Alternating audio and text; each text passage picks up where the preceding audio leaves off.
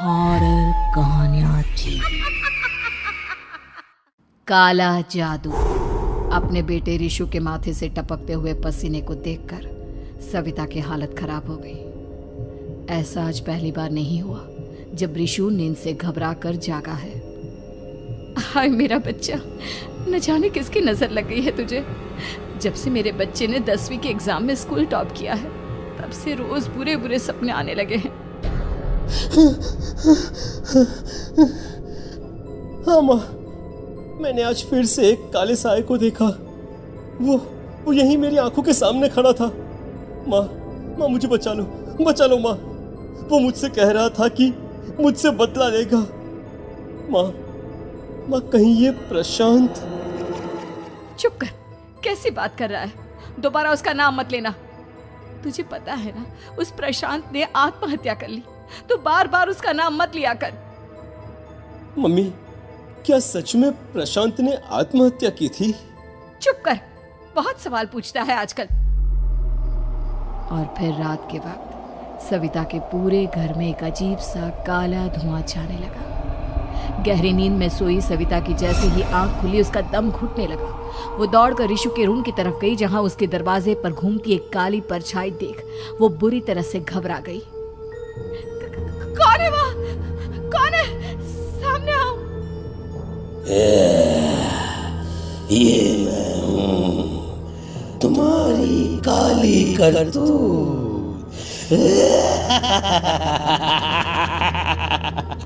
और अब मैं तुम्हारे बेटे को ले जाने आया हूँ। नहीं, मेरे बच्चे को छोड़ दो प्लीज। मेरे रिशु को कुछ मत करना। वो परछाई रिशु के कमरे में घुस जाती है। सविता भी उसके पीछे पीछे दौड़ कर जाती है और देखती है कि अब वो साया साफ नजर आ रहा था। वो सर से पैर तक खून में सना हुआ था और उसके शरीर के सारे अंग कटे फटे हैं। क्या चाहिए तुम्हें? तुम जो बोलोगे मैं करूंगी, लेकिन मेरे रिशु को छोड़ दो। उस परछाई ने रिशु को गर्दन से पकड़कर दीवार के सहारे हवा में उछाल दिया। रिशु जोर जोर से चिल्लाने लगा। माँ बचाओ मुझे, बचा लो माँ। ये मुझे मार डालेगा। माँ मुझे बचा लो माँ। नहीं ऐसा मत करो। मुझे मार दो लेकिन मेरे बच्चे को छोड़ दो। मैं तुम्हारे आगे हाथ जोड़ती हूँ। वो परछाई रिशु को जमीन पर गिरा देती है और अचानक वहां से गायब हो जाती है। रिशु, मेरा बच्चा, तू ठीक तो है ना? कुछ बोल बेटा, क्या हुआ है तुझे? मैं ठीक हूँ माँ। क्या हुआ था यहाँ पर? कुछ नहीं बेटा, कुछ नहीं। तू परेशान मत हो। हम कल ही गांव के बाहर जो तांत्रिक महाराज रहते हैं उनके पास चलेंगे। ठीक है माँ, हम जल्द ही उनके पास चलेंगे। मुझे बहुत डर लग रहा है माँ। ये बार बार मुझे डरावने सपने आना, ये सब हमारे साथ क्यों हो रहा है माँ? अगले दिन सविता अपने बेटे रिशु को लेकर गांव के बाहर तांत्रिक के पास जाती है। जिस जगह पर तांत्रिक रहा करता था वो जगह बहुत डरावनी थी। चारों तरफ कंकाल और भूतियां नजर आ रही थी। गांव से दूर वीराने में उस जगह पर जोर से आंधी चल रही थी। रिशु ने डर कर अपनी माँ का हाथ पकड़ लिया। माँ मुझे बहुत डर लग रहा है। ये कैसी जगह है? देख बेटा, हमारे साथ जो कुछ भी हो रहा है उसका इलाज सिर्फ और सिर्फ ये तांत्रिक महाराज ही बता सकते हैं। अब यही है जो हमें प्रॉब्लम से बाहर निकाल सकते हैं। जैसे ही सविता और रिशु तांत्रिक की झोपड़ी के अंदर पहुंचे, वहां का नजारा देखकर उनकी आंखें फटी की फटी रह गई। तांत्रिक की झोपड़ी के अंदर कई सारे लोग अपनी गर्दन घुमा घुमा कर जोर जोर से चीख रहे थे। कौन हो तुम और यहाँ क्यों आई हो? महाराज, मेरे बेटे को कुछ दिनों से एक डरावनी काली परछाई नजर आती है और कल रात उसने मेरे बेटे पर हमला भी कर दिया।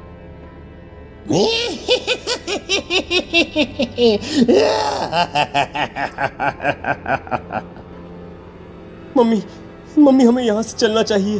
ये जगह मुझे ठीक नहीं लगती। नहीं बेटा, ऐसा नहीं कहते। रुक जाओ, 2 मिनट के लिए रुक जाओ। क्या कहा? काली परछाई? तुम्हारे बेटे पर किसी काली परछाई ने हमला किया? हाँ महाराज, वो कह रही थी कि वो मेरे बेटे को कुछ कर देगी, कोई उपाय बताइए महाराज। मेरे बेटे के साथ कुछ गलत नहीं होना चाहिए। तुमने किसी दूसरे के साथ गलत किया है तो तुम्हारे साथ भी गलत होकर ही रहेगा। तुमने किसी की जान ली है, किसी को मार डाला है तुमने। नहीं महाराज, मैंने ऐसा कुछ नहीं किया। मैंने किसी की जान नहीं ली। मुझे कोई उपाय बताइए। लगता है तुम इतनी आसानी से नहीं मानोगी। मैं तुम्हें अभी उस काली परछाई से मिलवा देता हूँ और वही सारा सच तुम्हारे सामने लेकर आएगा। सविता और ऋषु ने डर के मारे अपनी आंखें बंद कर ली। तभी अचानक तांत्रिक की झोपड़ी में अजीबोगरीब आवाजें गूंजने लगी। सविता और ऋषु बुरी तरह से कांप रहे थे। आंखें खोलो और अपने सामने देखो। क्या यही है वो जिससे तुम कल रात को मिली थी? बताओ मुझे। हाँ, इसने कल रात मेरे बेटे के ऊपर हमला किया था। ये उसी लड़के की भटकती हुई आत्मा है जिसे कुछ दिन पहले तुमने मार डाला था। मम्मी ये महाराज क्या कह रहे हैं? क्या सच में आपने किसी की जान ली है, किसी को मार डाला है? अगर हाँ तो बताइए ना मम्मी, किसको मारा है आपने? किसको? तुम्हारी माँ इतनी आसानी से सच नहीं बताएगी बेटा। इसने एक बच्चे की जान ली है। कहीं उसका नाम प्रशांत तो नहीं महाराज?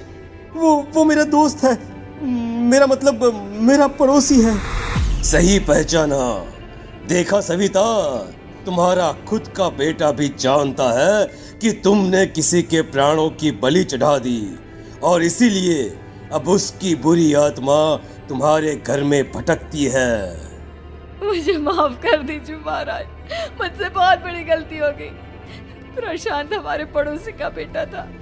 हर बार उसके नंबर मेरे बेटे से ज्यादा आते थे और इसलिए मैंने उसके कमरे के बाहर काला जादू किया था, पर मुझे नहीं पता था कि वो मर जाएगा।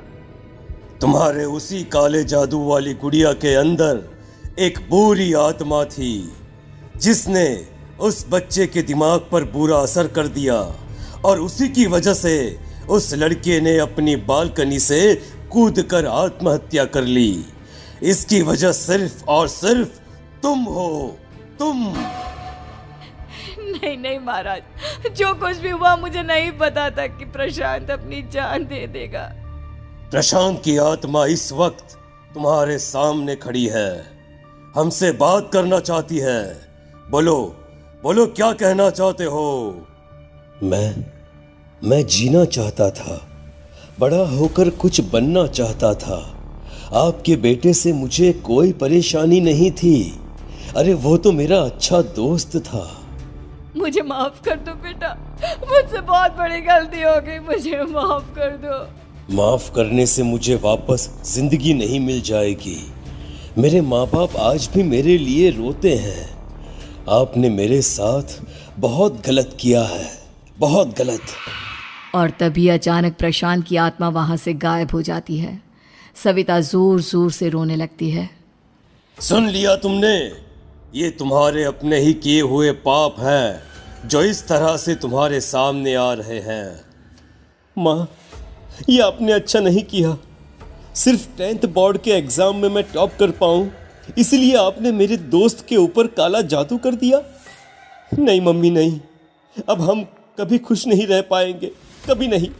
मेरे दोस्त की आत्मा को कभी शांति नहीं मिलेगी मम्मी, कभी नहीं। लेकिन मैंने जो कुछ भी किया सिर्फ तुम्हारे लिए किया। वो लड़का हमेशा फर्स्ट पोजीशन पर आ जाता था और इस वजह से हमेशा तुम्हारे मार्क्स कम पड़ते थे। मैंने तो सिर्फ उस पर एक छोटा सा काला जादू किया था बेटा। मुझे क्या पता था कि उसका ये नतीजा निकलेगा। जिस गुड़िया को तुमने उस लड़के के कमरे के दरवाजे पर लगाया था, दरअसल उसके अंदर एक बुरी आत्मा का प्रवेश हो गया था, जैसा कि अक्सर काला जादू करते समय हो जाता है। मुझे अपनी गलती का एहसास हो गया है। मैं प्रायश्चित करना चाहती हूँ। आप बताइए मैं क्या करूँ? प्रशांत के घर जाकर उस काली गुड़िया को वहां से निकालकर यहाँ लेकर आओ। मैं उसे आग में जलाकर राख कर दूंगा और उसके बाद प्रशांत की आत्मा को हमेशा के लिए मुक्ति मिल जाएगी। अगली रात सविता चुपचाप अपने पड़ोसी प्रशांत के घर जाती है। प्रशांत के माँ बाप प्रशांत की मौत के बाद उस घर को छोड़कर हमेशा के लिए वहां से चले गए थे। जैसे ही सविता उस घर के अंदर कदम रखती है, उसका सामना अजीबोगरीब हैवानियत से भरी आवाज़ों से होने लगता है। ऐसा लग रहा था जैसे कोई बुरी तरह से चीख रहा हो। सविता जैसे ही प्रशांत के कमरे के बाहर पहुंचती है, वहां पर लटकी हुई गुड़िया के शरीर से खून टपकने लगता है। ये क्या हो रहा है? इस गुड़िया के शरीर से खून क्यों टपक रहा है? सविता हिम्मत करते हुए उस गुड़िया को वहां से उतारने की कोशिश करती है, लेकिन तभी अचानक से बहुत भयानक दिखने वाली औरत उसकी आंखों के सामने आकर खड़ी हो जाती है। मैं यहाँ से कहीं नहीं जाऊंगी, और अगर तूने मुझे यहाँ से हटाने की कोशिश की तो मार डालूंगी मैं तुझे। नहीं नहीं, मुझे तुम्हें यहाँ से ले जाना ही होगा, नहीं तो मेरा बेटा, उसकी जान को खतरा है। मैं तुम्हें नहीं छोड़ सकती। अगर तुम्हारे अंदर हिम्मत है तो मुझे इस घर से बाहर ले जाकर दिखाओ। और ऐसा कहकर वो औरत सविता के ऊपर हमला कर देती है और उसे हवा में उछाल उछाल कर जमीन पर पटकती है। लेकिन तभी अचानक मौका देखकर सविता अपने हाथ में ली हुई सुई उसके हाथ में चुभो देती है। हाथ में सुई लगते ही वो औरत जमीन पर तड़पने लगती है। ये क्या किया तूने? ये क्या कर दिया? तुझे ऐसा नहीं करना चाहिए था। तांत्रिक ने मुझे कहा था कि तुझसे जीतने का सिर्फ यही एक तरीका है जिससे मैं अपने पापों का प्रायश्चित कर सकती हूँ और अपने बेटे की जान बचा सकती हूँ।